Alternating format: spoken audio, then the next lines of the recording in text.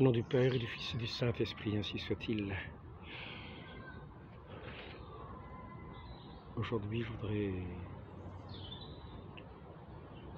aborder le sujet de l'Église et aussi un autre domaine, qui est un domaine que l'on a tendance à vouloir mettre de côté comme n'étant plus recherché, c'est-à-dire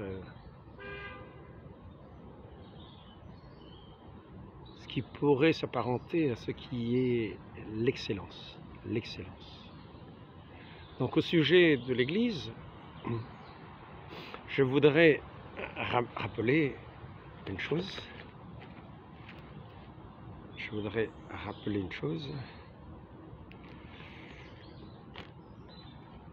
C'est ce que c'est que l'Église. Comment est appelée l'Église dans les évangiles, comment le catéchisme de Trente, chapitre 10, paragraphe 2 en parle. Ce qui prouve encore qu'elle comprend l'Église, non seulement les bons, mais même les méchants, c'est que l'Évangile nous apprend par plusieurs paraboles. Par exemple, quand il nous dit que le royaume des cieux, et écoutons bien ce terme, le royaume des cieux, c'est-à-dire l'Église militante, est semblable à un filet jeté dans la mer. Saint Matthieu chapitre 13, 47. Ou un champ dans lequel on a semé de l'ivraie et du bon grain. Saint Matthieu chapitre 13, 24. Ou encore à une ère où l'on garde la paille et le froment. Saint Luc chapitre 3, verset 17. À une ère où l'on garde la paille et le froment. Ah, là je me suis trompé. Non, c'est ça. Ou bien alors à 10 vierges, dont les unes sont folles, les autres prudentes.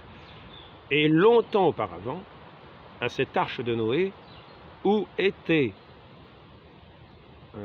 préservés, renfermés du moins, toutes sortes d'animaux purs et impurs. C'était déjà la figure de l'image de l'Église. Au sujet de cette Église, je voudrais rappeler cette parabole donc du bon grain et de l'ivraie, car elle nous intéresse.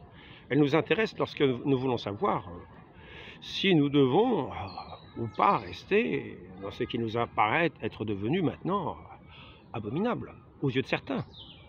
On y voit tellement de scandales que ça paraît l'abomination. Mais nous allons voir que cette interrogation existe bel et bien dans l'Évangile. En ce temps-là, Jésus proposa au peuple qu'il suivait en foule une parabole à un homme qui avait semé, il disait le royaume du ciel, le royaume des cieux, donc l'Église militante, il est dit, est semblable à un homme qui avait semé du bon grain et dans son champ.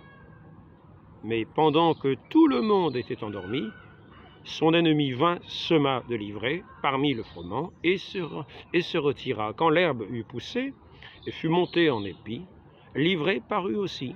Alors les serviteurs du père de famille vinrent lui dire « Seigneur, n'avez-vous pas semé du bon grain dans votre champ? D'où vient donc qu'il y a de l'ivraie » Il leur répondit « C'est mon ennemi qui l'a semé. » Ses serviteurs lui dirent « Voulez-vous que nous allions l'arracher » ? « Non, leur répondit-il, de peur qu'en arrachant l'ivraie, vous n'arrachiez en même temps le bon grain. Laissez-les croître l'un et l'autre jusqu'au temps de la moisson. Et alors, je dirai au moissonneur, arrachez d'abord l'ivraie et liez-la en botte pour la brûler. Mais renfermez le froment dans mon grenier. » Dans cet évangile, nous voyons que le royaume des cieux est bien comparable à ce champ qui est fait pour que soit semé le bon grain. Le bon grain, les œuvres saintes de l'Église, de ce royaume des cieux. Ce royaume des cieux ici-bas, notre Seigneur nous dit, le royaume des cieux, le règne de Dieu est tout proche, convertissez-vous. Mais nous voyons que, malgré tout, dans cette parabole, il y a ce chant, le royaume des cieux, que le catéchisme nous rappelle être l'Église militante, le royaume des cieux si proche, est aussi ce royaume où est semé, livré par l'ennemi. Et notre Seigneur ne va pas dire « bon, débarrassons-nous de ce champ ». Non, non, non. Non, non. Il n'est pas question de se débarrasser du champ. C'est le champ de ce royaume des cieux, c'est le champ de cette Église, c'est l'Église. Notre Seigneur nous parle ici, quand il parle de ce champ, il nous parle du royaume des cieux, c'est-à-dire il nous parle de l'Église, de la Sainte Église catholique, de la Sainte Église qu'il a fondée. Et les disciples sont bien étonnés de voir qu'il pousse de l'ivraie dans ce champ de cette Église sainte. Ce n'est pas le lieu approprié pour que poussent ces mauvaises herbes. Et ainsi, ainsi c'est la réflexion de tous ces bons disciples, de tous ceux qui ont cette oreille à ce bon maître qui fonde son Église. Bon maître, car il demande quand même, doit-on arracher l'ivraie? Mais c'est pour eux comme un scandale.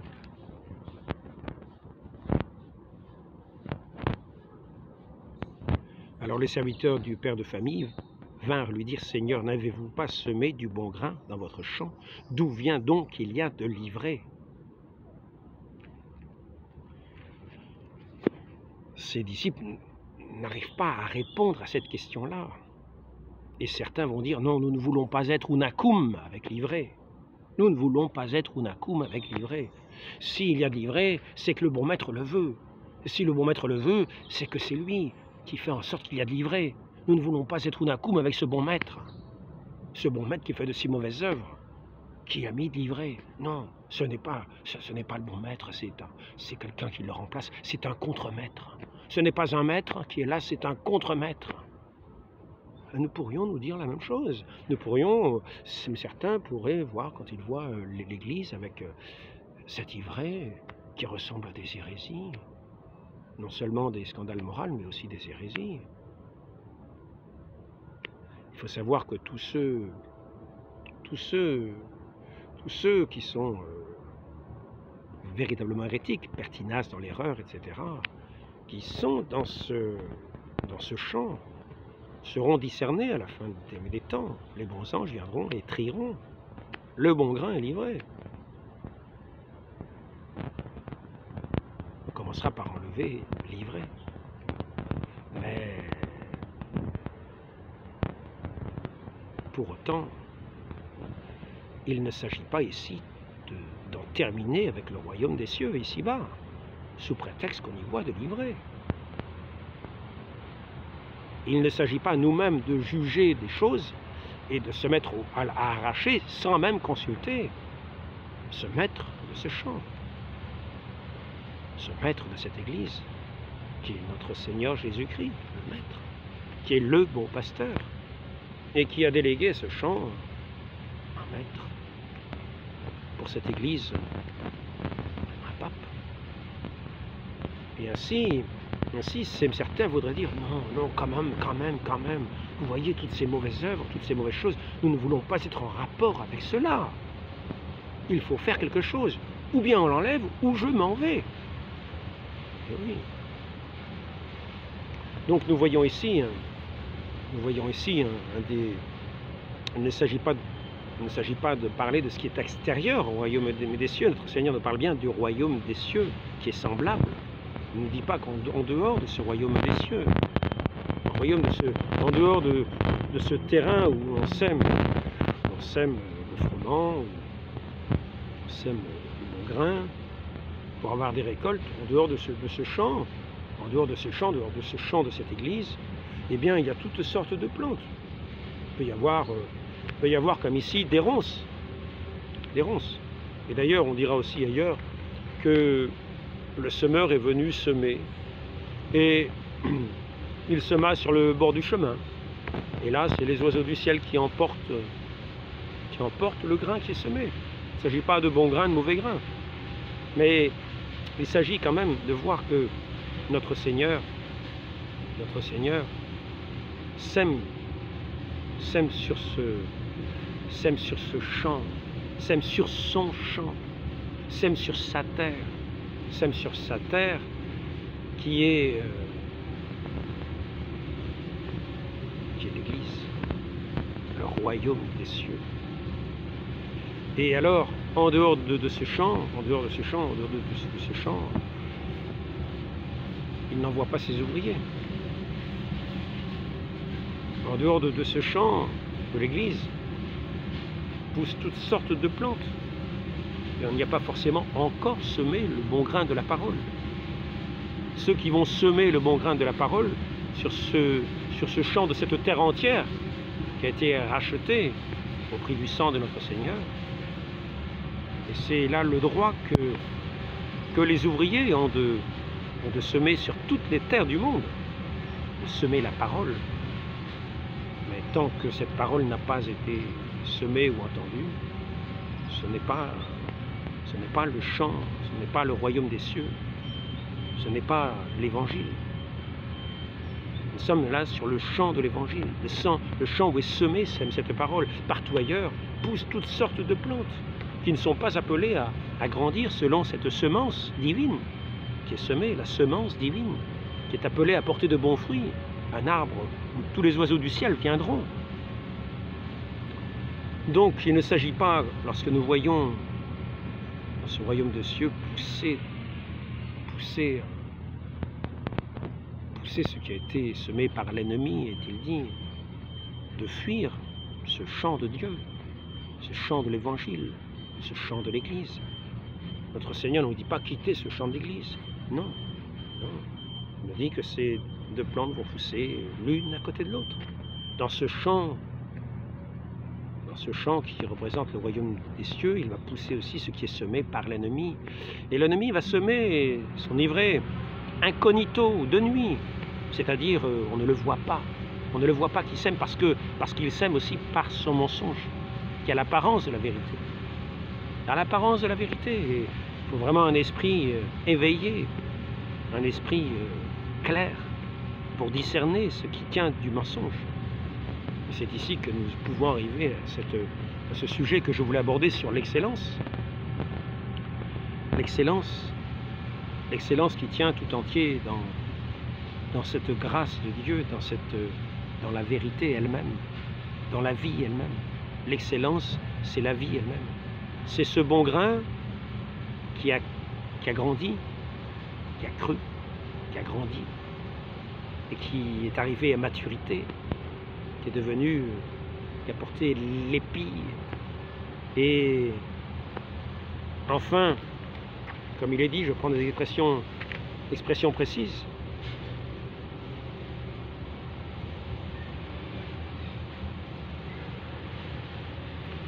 Quand l'herbe eut poussé, fut montée en épi, l'ivraie parut aussi.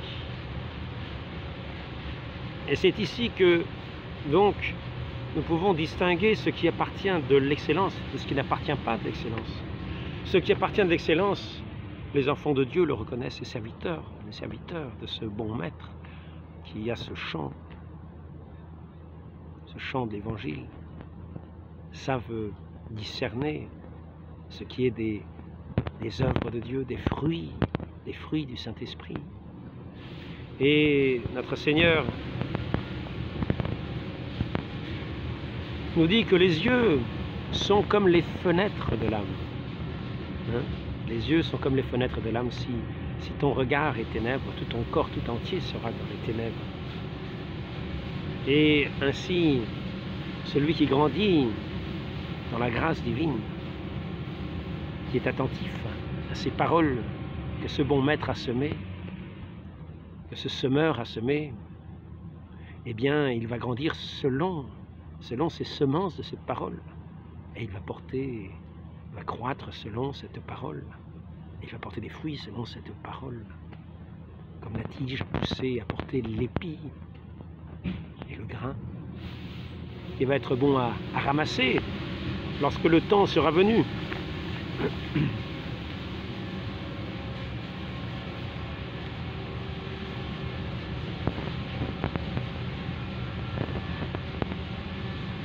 Laissez croître l'un et l'autre jusqu'au temps de la moisson. Alors je dirai au moissonneur, arrachez d'abord l'ivraie et liez-la en botte pour la brûler, mais renfermez le froment dans mon grenier. Ainsi, cette excellence dans nos temps, pourrait-on dire, démocratiques, dans les temps où l'on voulait faire passer ce qui est médiocre, ce qui est terne, ce qui est faux, comme ce qui est vrai et juste, comme ce qui est la vie elle-même. On veut enlever ce discernement des esprits. On veut faire passer le vrai pour le faux pour le vrai. Ne plus arriver à distinguer de ce qui est de cet ivraie, de ce qui est excellent et de ce qui est mauvais. Mais pour ceux qui ont l'œil avisé des serviteurs, ceux qui connaissent ce qui est de la grâce de Dieu, ceux qui connaissent de ce qui est de la parole de Dieu, ceux qui connaissent les fruits du Saint-Esprit, ceux qui connaissent de ce qui est la joie véritable de l'Évangile, ceux qui connaissent ce qui est de la charité, ceux qui connaissent ce qui est de ce don de cette vie elle-même. Bien sûr, pourront encore ici-bas avoir quelques séductions. Et personne n'est assuré soi-même, ainsi que nous l'avons vu au procès de Sainte Jeanne d'Arc, lorsqu'elle dit « Si je ne suis pas dans la grâce, que Dieu m'y mette, si j'y suis, si je ne suis pas, qu'il m'y mette, et si j'y suis, qu'il m'y garde. » Ainsi, personne, il est vrai, n'est assuré de demeurer, d'être dans la grâce de Dieu. Il faut toujours demander cette grâce. Néanmoins, nous voyons des fruits, nous voyons ce qui correspond à ces fruits de la grâce. Et là, nous reconnaissons ce qui tient de la vie. Et nous nous réjouissons de ce qui tient de la vie. Et lorsque nous voyons ce qui tient de la vie dans notre prochain, nous nous en réjouissons aussi. C'est un bien commun. C'est un bien commun. Et ainsi nous sommes heureux de porter en nous les fruits de cette excellence divine, qui est la vie véritable. Et nous devons nous appliquer, travailler sur nous-mêmes. Par notre travail à nous-mêmes, nous ne pouvons rien faire. Mais sinon, faire en sorte que cette grâce de Dieu, cette parole divine qui est semée, puisse croître comme sur la bonne terre. Tout ce que nous pouvons faire, c'est nous disposer à être cette bonne terre, c'est-à-dire à mourir au monde, à ne pas être cette terre rocailleuse, qui est desséchée à la chaleur de ce monde, qui est cette terre pleine de ronces, pleine d'a priori, de préjugés, d'opposition à la parole divine, qui va faire, avec les tracas du monde, qui va faire en sorte que cette parole divine va être comme étouffée au milieu de tous les tracas de ce monde, de toutes les oppositions de ce monde qui sont en nous, dont nous sommes pleins. Nous qui avons pris la sagesse du monde, ou la sagesse de qui avons pris le mensonge pour la vérité, c'est-à-dire qui avons semé, qui avons poussé comme l'ivraie, en opposition à la parole du Christ, en opposition à la parole de Dieu, en opposition à la parole divine, ce bon grain semé. Nous avons, nous, été attentifs à cette parole de l'ennemi alors que nous dormions, que nous n'avons pas su reconnaître le mensonge, que nous avons été séduits par ce mensonge. Et nous avons cru, nous avons poussé nous aussi, mais sans porter les fruits de cette excellence divine qui se reconnaît dans cette joie qui se communique en vérité, par un regard, par un sourire, un large sourire. Alors que, quelquefois, nous pouvons voir la ternissure du péché qui vient se poser sur nous. Alors que nous ne sommes pas encore confessés, nous portons encore cette espèce de voile du péché comme sur nous-mêmes, ce qui fait que cette excellence que nous portons encore, mais parce que nous ne sommes pas en péché mortel, tant que nous ne sommes pas en péché mortel, cette excellence que nous avons encore en nous, mais comme voilée. Et à ce moment-là, nous prenons comme une béquille de ce monde pour paraître avoir cette joie vraie, cette joie de l'excellence divine. C'est cette joie de la vie, cette joie de la grâce de Dieu, qui se communique directement de cœur à cœur, de regard en regard, de paroles vraies, de paroles encourageantes, qui ne surgit que de ce cœur vivant, que des cœurs vivants, que des cœurs qui sont pleins de cette grâce divine. C'est cette grâce qui pousse toujours à irradier, comme la lumière qui irradie. Cependant que celui qui prend des béquilles n'aura pas le même élan que cette excellence, que ce qui est la vie, qui tente à se répandre, à croître toujours. ce qui est de la vie, va dans la croissance divine, dans la croissance des bonnes œuvres, et se propage et se répand. Et plus on correspond à cette parole divine, plus on croit dans cette œuvre divine, plus l'épi porte ces grains qui vont être à nouveau répandus, se multiplier comme les bonnes œuvres se multiplient et appellent d'autres bonnes œuvres. C'est vraiment l'excellence, comme la lumière qui se répand dans les ténèbres, comme la joie qui se communique. Cependant que le voile du péché empreint la personne de tristesse, et donne le jeu des apparences, des excuses. Non, non, non, je ne peux pas venir, j'ai mon mariage. Non, non, non, je ne peux pas venir, j'ai ma maison. Non, non, non, je ne peux pas venir, j'ai mon bœuf. Alors que la joie répond à cette invitation. Et c'est là que nous pouvons voir l'excellence de l'âme dans l'état de grâce. L'excellence de cette âme, cette excellence qui se voit, comme je l'ai déjà dit, dans le regard, qui se voit dans la joie pure, dans l'humilité, dans la douceur, qui sont des qualités de l'excellence divine. Et nous devons tendre à cette excellence avant récompensés par un prix d'excellence, ceux qui s'appliquaient au travail. Ils faisaient un travail excellent. Ce n'était pas toujours un travail divin peut-être, mais il y avait ce sens de l'excellence.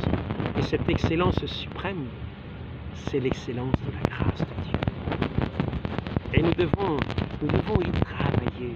Et cette récompense ne nous sera pas donnée par quelqu'un qui viendra dire « premier prix d'excellence ». Non, si, ce sera quelqu'un, mais pas quelqu'un qui aura un chapeau carré, docteur ou professeur dans une école. Non, ce prix d'excellence, ce sera la couronne de gloire. De cette gloire qui est la vraie lumière, qui viendra revêtir tous nos corps qui deviendront des corps glorieux et qui répondront des louanges à l'infini, d'une excellence éternelle, qui viendra puiser tout son bien dans cette excellence de celui qui est l'excellence même, notre Dieu vivant et vrai et véritable, qui est la joie parfaite, en qui est toute joie, tout bien, tout honneur, toute gloire. Ici, j'ai entendu un prêtre, toujours intéressant à entendre, le Père Pagès, qui nous montre comment, sur cette terre, quelquefois, certains buissons épineux. Et quand il nous parle de l'islam, il nous dit qu'il y a des buissons qui sont très épineux. C'est malheureusement les pauvres musulmans qui sont empreints de plein d'obstacles. Cette semence de la parole véritable, de celui qui est la vérité, est venu ici-bas, qui a mérité de semer sa parole sur toute la terre par son sang versé, non pas par le sang des autres versé, mais par son sang à lui. Il nous a mérité le salut, et qui envoie partout ses ouvriers, mais le semeur de la mauvaise parole, le semeur de l'ivresse, c'est aussi semer des épines et des ronces. Et ainsi, il nous parlait, ce prêtre, par exemple de cette peur, déjà, qui est semée dans le cœur de ceux qui sont de cette école qui n'est pas celle du bon maître, mais qui veut prendre la place du bon maître, qui se fait passer pour le bon maître. Notre bon maître nous dit, l'œuvre de Dieu, c'est de croire au Père éternel et à celui qui l'a envoyé, Jésus-Christ. Et cet autre maître nous dit, il faut croire en Allah, en Mahomet. Vous voyez, c'est une superposition, c'est une opposition. Notre bon maître nous invite à croire. Il nous dit qu'il nous faut croire en la Trinité. Nous serons baptisés au nom du Père et du Fils et du Saint-Esprit. Et ceux qui croiront et seront baptisés seront sauvés. C'est notre foi, cette sainte Trinité des personnes divines, un seul Dieu, 3 personnes divines qui se sont manifestées au baptême du Christ, qui se sont manifestées lors de la transfiguration. Lorsque l'on entend la voix du Père qui dit « Celui-ci est mon Fils bien-aimé », en parlant, en désignant notre Seigneur Jésus-Christ, sur lequel descend cette colombe C'est l'Esprit Saint qui descend sous la forme d'une colombe et qui indique notre Seigneur Jésus-Christ qui est loin de Dieu, le Messie loin de Dieu, le Christ. C'est celui qui a cette onction divine, qui a toute la complaisance du Père, qui est l'élu, qui est le maître, qui est d'une certaine manière le propriétaire de cette vigne ou de cette bonne terre, de ce royaume, le propriétaire, le Seigneur. Et d'ailleurs, j'ai vu que en langue arabe, quand on dit à l'arabe, c'est le Seigneur le propriétaire. Et quand on dit juste le mot arabe, à l'arabe, c'est le propriétaire en tant que c'est uniquement Dieu. Et si on dit, par exemple, le propriétaire d'une maison, ça pourrait être un homme. Mais si on dit juste à l'arabe, le propriétaire, celui qui a la juste propriété, c'est le propriétaire de la vigne. C'est le propriétaire de la vigne, c'est le propriétaire de ce champ d'évangile. C'est le propriétaire de l'univers entier, à qui l'univers entier appartient. C'est le juste propriétaire, c'est à l'arabe. Le véritable, c'est Dieu. C'est pas simplement le propriétaire d'une maison. Là, ça pourrait être un homme. Et ainsi, notre Seigneur est appelé ainsi. De la même façon, Al-Saïd. On dit que Al-Saïd et Al-Arabe sont des mots équivalents. Et ainsi, nous voyons que celui que nous appelons le Seigneur, et le Seigneur, c'est vraiment Dieu lui-même. Cette seconde personne de la Très Sainte Trinité, notre Seigneur Jésus-Christ, qui est né, nous voyons ça dans le récit de la naissance du Christ, dans l'évangile de Saint Luc, le Seigneur. Donc, et bien ailleurs. Donc, un de ces éléments, est-il dit, qui va faire en sorte que celui qui a semé cette mauvaise herbe, qui ressemble tant à la bonne herbe, au point qu'on n'arrive pas à les distinguer, qui dit, il faut adorer Allah, et il faut croire en Allah et en son prophète Mahomet, alors que notre Seigneur nous dit celui qui n'honore pas le Fils, c'est-à-dire le Christ lui-même, parle de lui. Celui qui n'honore pas le Christ n'honore pas non plus le Père. Il faut croire le Père, celui que le Père a envoyé, celui qui est l'envoyé. L'envoyé d'ailleurs c'est l'ange. On peut dire les anges sont des envoyés, mais l'envoyé par excellence avec un grand A, c'est notre Seigneur Jésus-Christ, c'est l'ange. Et nous voyons quelquefois, d'ailleurs, dans le texte, nous voyons Jacob qui remet son héritage à ses enfants, qui fait héritier, et il leur dit de tenir ferme dans la religion, la vraie religion. Cette vraie religion, il est question justement de cet ange, bon, je prends ça de mémoire, mais mauvaise mémoire. Il en est question dans le Coran aussi, de ce moment-là. Et justement, en hébreu, nous voyons que il est question de Dieu, il est question encore une autre fois Elohim, il est question aussi de l'ange, et les trois n'utilisent qu'un verbe au singulier, Ainsi, nous voyons, comme lorsque nous parlons de la Trinité, baptisez-les au nom du Père et du Fils et du Saint-Esprit. Je crois que c'est le chapitre de la Genèse 48, 15, 16. C'est intéressant à voir. Et donc, nous voyons cela, baptisez-les au nom du Père et du Fils et du Saint-Esprit. Le nom est au singulier. Deuxième élément, donc le premier élément de celui qui vient semer, de cet ennemi qui vient semer ce tas de ronces. Le premier élément, c'est cette peur de l'enfer, parce qu'ils ne savent pas s'ils peuvent être sauvés de l'enfer. C'est le bon vouloir de Dieu qui fait qu'ils vont en enfer ou pas. La deuxième chose, c'est la communauté, c'est la meilleure communauté. C'est là qu'il y a une tendance qui peut être tendance de l'orgueil. Ils sont appelés la meilleure communauté. Et ces ronces montent en épines, qui fait qu'ils méprisent cette bonne parole du Dieu véritable, de ce semeur de la parole, et étouffe cette parole dès qu'il l'entend. du fait qu'ils se prennent pour la meilleure communauté, tel qu'il est dit dans le Coran. Et dans le Coran encore, le Coran connaît tout, il a toute connaissance, donc il n'y a pas d'autre parole à entendre pour ceux qui sont dans cet islam. Ils sont prémunis contre la parole du bon maître, de ce divin maître qui est venu largement avant eux et qui sème cette bonne parole dans ce champ de l'évangile pour croître et arriver à cette excellence de la grâce divine où il n'y a pas de peur, où c'est cet amour et cette vie, cette joie. Mais le Coran, lui, sait tout. Et donc, il méprise tout ce qui peut venir après ou avant. Il sait tout. Et donc, il ne pourra pas entendre cette parole divine qui est semée le jour. Elle a été semée, cette parole-là, la nuit, par l'ennemi, celui qui se fait passer et qui dit que dans sa parole, dans cette parole du Coran, on dit que le seul péché qui ne sera pas remis, c'est de croire en la Trinité. C'est à quel... Ce sont ceux qui suivent... C'est marqué où, ça? Je crois que je n'ai pas marqué la référence. Nous et vous, je n'ai pas marqué la référence. Ah aussi, le seul péché, c'est Sourate 4, 68. Le seul péché qui ne sera pas pardonné, c'est de croire en la Trinité. Alors que ce qui donne le salut, c'est la foi en la Trinité.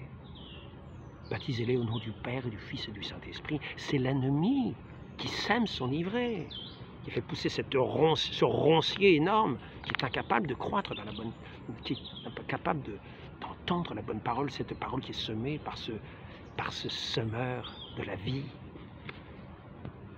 Enfin, la quatrième chose, c'est la haine. Entre nous et vous, c'est l'inimitié et la haine, à jamais, jusqu'à ce que vous soyez musulmans, est-il dit dans la sourate 60, verset 4. Nous savons qu'il y a cette inimitié entre la descendance de la femme et la descendance d'Adam, mais notre Seigneur ne nous dit pas d'haïr.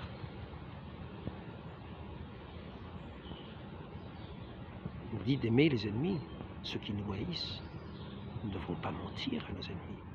Nous devons accueillir la parole de vérité et la redire. C'est comme cela que nous devenons aussi des sauveurs. En gardant fidèlement cette parole et en la professant de bouche. Celui qui croit dans son cœur. Et celui qui est sauvé, c'est celui qui professe par sa bouche. Dans cette excellence, de cette grâce divine de la vérité, qui est cette joie en même temps, qui se communique à ceux qui ne sont pas enfermés dans leur rancier. Ainsi donc, nous allons voir que dans ce champ de l'Église, nous allons voir qu'il y a le péché, qu'il y a des pécheurs. Mais il n'est pas dit que nous devons être unakum avec le péché. Nous sommes unakum avec le maître de la maison qui n'a pas voulu ce péché. C'est l'ennemi qui sème le péché. C'est l'ennemi qui sème la discorde. C'est l'ennemi qui sème la zizanie. C'est l'ennemi qui sème...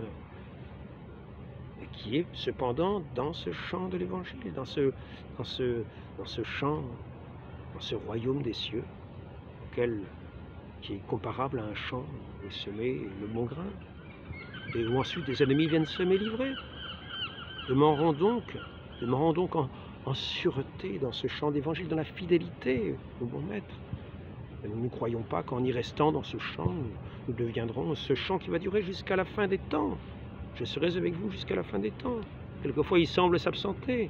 Il remet cette propriété qui est la sienne. Ce champ de l'évangile, il le remet à ses ouvriers fidèles, et puis il revient à la fin des temps. C'est ce qu'il a fait. Quand il a confié son Église à ses apôtres et à Saint Pierre en particulier, successeur de Saint Pierre. Nous avons vu ces règles de l'Église. Même si un pape tombait comme hérétique, il se déposerait lui-même de sa charge. C'est ce que disent les docteurs. Mais le Christ lui garderait néanmoins la juridiction de fait. Non pas de droit, parce qu'il ne serait plus. De par son hérésie, il se déposerait. Mais de fait, pour le bien commun de l'Église. Ainsi, cette juridiction demeurerait. On devrait quand même l'obéissance, mais non pas obéir au péché, non pas obéir à la zizanie, non pas obéir aux hérésies. En tout, car ça n'a aucune légitimité. Seule la vérité a de la légitimité. C'est ce que disent les règles des saints papes qui ont écrit ces règles pour la bonne conduite de ceux qui ont à obéir aux lois. Tout ce qui est, est-il dit dans ces règles, tout ce qui est illégitime n'a aucune autorité. Donc les fidèles n'ont aucun devoir d'obéissance à ce qui est illégitime, mais qui n'a aucune autorité, quelle que soit la bouche qui profère ces choses illégitimes. Donc demeurons en assurance au milieu de l'Église, de ce chant de l'Église, qui est le chant de Dieu, qui est ce chant de Dieu.